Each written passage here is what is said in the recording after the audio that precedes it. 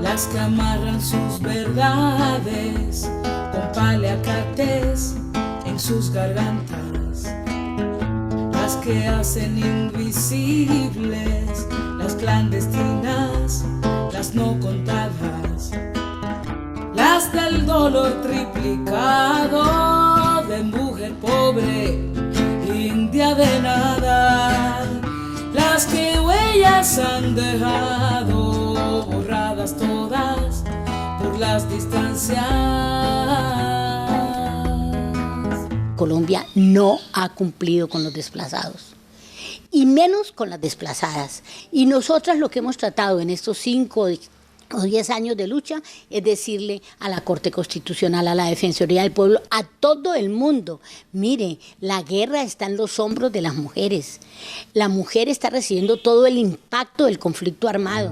Todas del color de tierra, de la montaña, de la cañada, las que aguardan en sus pechos los 4 vientos, la luz del alba. Este auto que marca, digamos, un hito en el reconocimiento de derechos de las mujeres fue gracias a la valentía de las mujeres en situación de desplazamiento, a su tesón, a su esperanza, a su dolor también, y por qué no decirlo, a su impotencia frente a un Estado que es sordo para atenderlas, para escucharlas.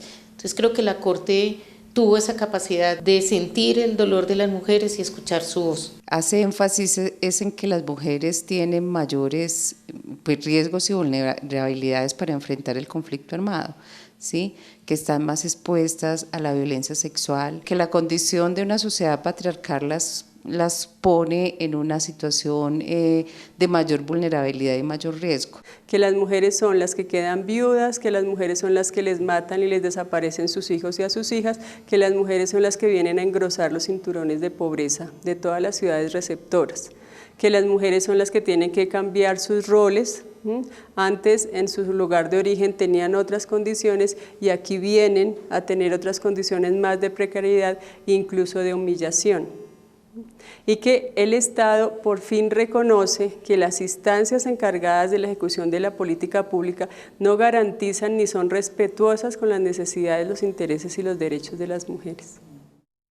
Campesino colombiano, que desplazados te tienen, campesino colombiano, que desplazados te tienen, con un cuadro de hijos sufres, de miseria y padeceres, con un cuadro de hijos sufres, de miseria y padeceres. Campesino, no sufras más, campesino, tenés valor, que esta tierra de amor y paz otro día será mejor. Campesino, no sufras más, campesino, promesa sos.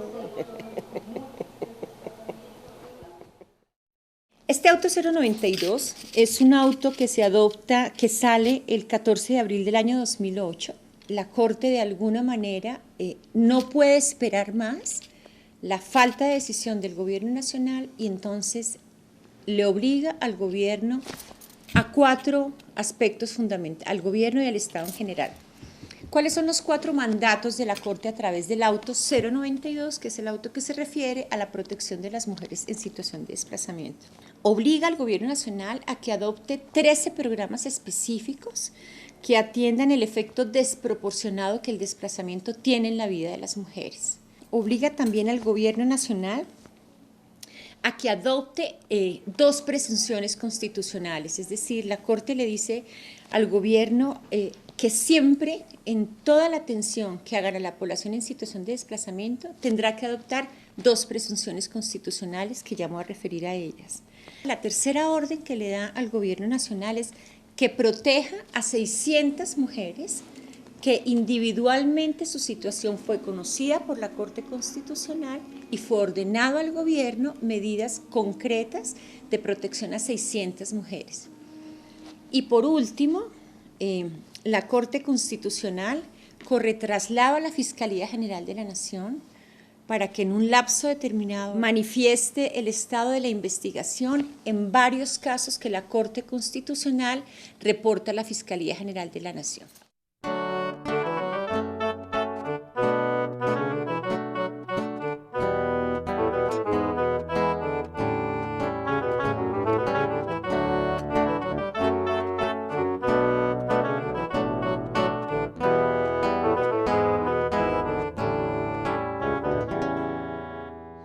Este auto es muy importante, ¿por qué? Porque maneja dos presunciones que significan para las mujeres un mecanismo claro de exigibilidad de derechos. La primera es la presunción de vulnerabilidad acentuada de las mujeres desplazadas. Con base en esta presunción, todas las autoridades, todos los miembros de Acción Social, del Ministerio de Protección Social, del ICBF, de cualquier autoridad que esté con competencia para atender a la población desplazada, debe asumir que toda mujer desplazada que se acerque a esa autoridad está en condiciones de vulnerabilidad y necesita ayuda con especial diligencia. Y la segunda presunción es que las mujeres en situación de desplazamiento tienen que recibir ayuda humanitaria de emergencia hasta que su condición socioeconómica esté estable. ¿Qué significa eso? Hasta que tengan niveles de educación, tengan un empleo, vivienda propia y todas sus condiciones que favorezcan una vida digna. Mientras las mujeres no tengan esto, el Estado tiene que seguir apoyándolas. No significa que porque a las mujeres ya les dieron la ayuda humanitaria por 3 meses o les dieron una prórroga o les dieron el proyecto productivo, ya ellas no tienen derecho. Las mujeres tienen derecho hasta no tengan restablecidos su condición socioeconómica. Eso es muy importante que quede claro, porque la confusión se da es que como ya se recibieron algunos tipos de ayudas, entonces ya no hay derecho a eso. La carga de la prueba pasa al gobierno y no a las mujeres desplazadas que tenían que demostrar que eran desplazadas. La presunción es que ellas son desplazadas si así lo reclaman, si van y se inscriben, y quien debe demostrar que no son desplazadas es el Estado. Eso es muy importante, porque finalmente, y tampoco cualquier adquisición que ellas tengan, como un televisor o una nevera, les quita la condición de desplazada. Este auto cubre a todas las mujeres en situación de desplazamiento. No importa que esté de segundas en la carta de declaración, no importa que no esté en el registro único, no importa que apenas llegue a Bogotá, porque precisamente el auto también recoge eso, que no tiene que pasar por la instancia que compruebe. Ahora es el Estado, ahora es Acción Social el que tiene que comprobar la situación de las mujeres, porque eso es lo que hemos venido luchando todos estos años.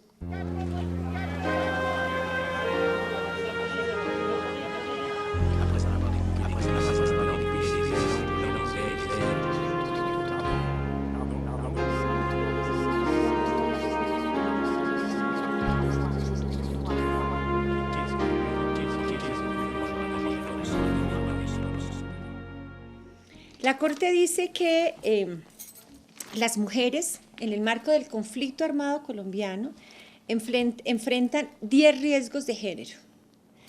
Y una vez son desplazadas, las mujeres, respecto de las mujeres se dan 18 facetas de género. Lo importante, antes de empezar, es decir entonces que todas juntas, riesgos de género y facetas de género, son las que le permiten a la Corte Constitucional calificar de un efecto desproporcionado, diferenciado y desproporcionado al desplazamiento en la vida de las mujeres y en consecuencia la necesidad de que el gobierno y el Estado en general adopte medidas que atiendan esa diferencia y ese efecto desproporcionado al desplazamiento en las mujeres.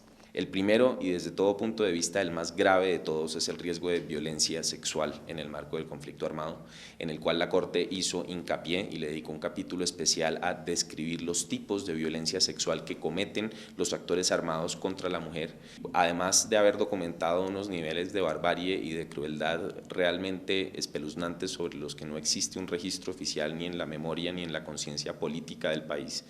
Además de hacer eso, la Corte concluyó que la guerra en Colombia se está desarrollando en el cuerpo de las mujeres y ellas son las víctimas a menudo inocentes por contactos indirectos, contactos presuntos con los actores armados, incluso contactos familiares, por estrategias de control social de los actores armados, por estrategias de avance en el control territorial y de recursos, por retaliaciones, ¿sí? Por todo tipo de factores dentro de la guerra, la mujer acaba siendo víctima de violencia sexual y es una violencia sexual invisible. Califica esta violencia sexual como una práctica habitual, como una práctica extendida, como una práctica grave, como una práctica sistemática e invisible, esta violencia sexual. Imbripaio, imbripaio, imbripaio, manda. Uatapi, uatapi, uatapi. Ana parida y manda.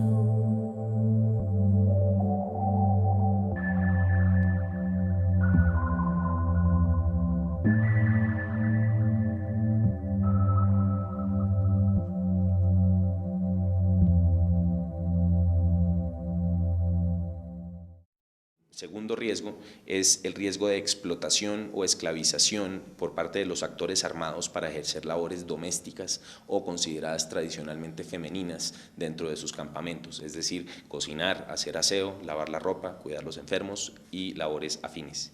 El tercer riesgo es el riesgo de reclutamiento forzado de sus hijos o de sus hijas, que se hace mucho más fuerte cuando se trata de mujeres cabeza de familia en entornos rurales. Por lo general, las amenazas por tratarse de mujeres vulnerables se dirigen contra ellas, de que se va a reclutar a sus hijos y en esa medida es un riesgo de género en el conflicto armado. El cuarto riesgo de género es un riesgo derivado del contacto personal o de las relaciones familiares o personales, sean reales o sean presuntas, con algún miembro de alguno de los grupos enfrentados en el conflicto armado. Y esto es un riesgo de retaliaciones por parte de los bandos enemigos. Los riesgos derivados con la pertenencia de las mujeres a las organizaciones sociales, con lo que significa para las mujeres la pérdida de su principal proveedor económico cuando éste es eliminado o desaparecido en el marco de la guerra, y en fin, todos aquellos riesgos relacionados con los factores históricos de discriminación que las mujeres han vivido.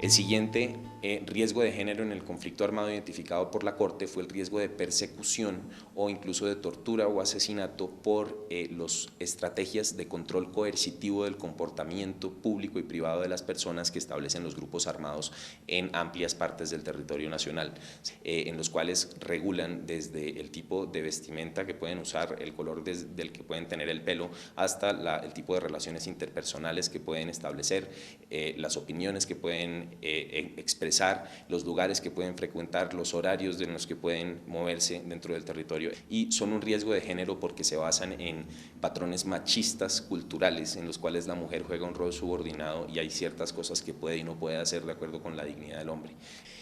El siguiente riesgo de género en el marco del conflicto armado es el riesgo de discriminación acentuada y de vulnerabilidad acentuada de las mujeres indígenas y afrodescendientes en el país. ¡Ay, ay, ay, ay! ¿Dónde andará aquellos ojos que me hicieron suspirar?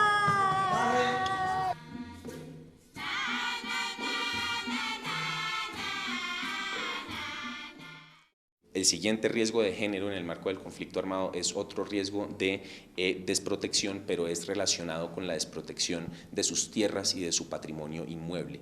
Es un riesgo porque las mujeres están mucho más expuestas a ser despojadas tanto de sus tierras como de sus propiedades por los grupos armados al margen de la ley, y eso genera a su vez el desplazamiento forzado de las mujeres y de sus familias. Están mayormente expuestas a un despojo de su propiedad por la incertidumbre que tienen jurídicamente respecto de su propiedad.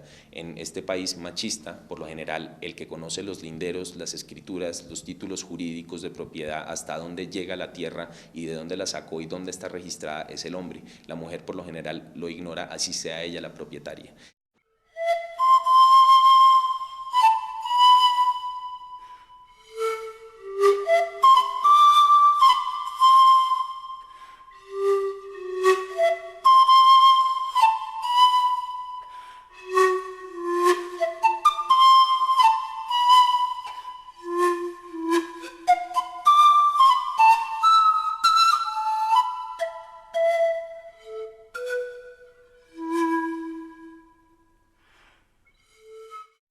Y no fue cuento, sino que de que llegaron tirando bombas y se oía bala por abajo y bomba por arriba. Tiraban bomba arriba y balacera por debajo. Yo no me di de cuenta a qué hora me tiré a un barranco y caí al río. Cogí una champa con mi esposo y una hija, porque los otros se perdieron como cuando cae un gavilán al patio, que todas las gallinas vuelan y cada una coge para su lado. Yo tenía varios terrenos que me habían dejado mis padres, pero cuando yo salgo desplazada de apartado, en mi declaración yo no meto esos terrenos. Yo no meto esos terrenos porque cuando a uno le pasa un problema tan serio como el que me pasó a mí, uno se le olvida, si es el caso, hasta el apellido. Nosotros hemos puesto de presente que existe como una apuesta política hacia el catastro alternativo del despojo, en contraprestación, o sea, este catastro alternativo del despojo va como una manera de decirle al programa de tierras cómo debe ser que se aborda frente a una población en situación de desplazamiento, cómo se abordan, cómo se le pregunta, cómo se llega a la información de sus tierras. Y en ese punto es primero entendiendo que las formas como se tuvo la tierra son variadas y no se pueden estar establecidas como las que están en el código, que la mayoría de ellos son poseedores y que el Estado debe trasladarse como nosotros nos hemos trasladado a donde fueron los lugares de desplazamiento para identificar plenamente con múltiples fuentes, no solamente las fuentes catastrales, sino las alcaldías, las escrituras y las delimitaciones, de dónde están las tierras, qué pasó con las tierras y qué diversas maneras de despojo han sido víctimas las mujeres desplazadas. Lo más duro para mí ha sido perder, por ejemplo, 12 años de trabajo, que era en donde yo pensaba asegurar el futuro de mi familia, en donde ya tenía muchas garantías, mucha forma de vida y volver a empezar de cero. Por eso es una de las banderas nuestras, es la recuperación de las tierras y el poder tener esas tierras con garantías, con dignidad y con unos instrumentos jurídicos que nos garanticen la tenencia de estas tierras. Eso para nosotras las mujeres es importante, que la titulación de esas tierras esté a nombre de nosotras las mujeres. Son tantas cosas bonitas que tiene nuestro país. Lástima que existan casos que no quiero recordar. La masacre en Bojayá, que eso fue un hecho violento que entristece a nuestro pueblo, no nos deja tener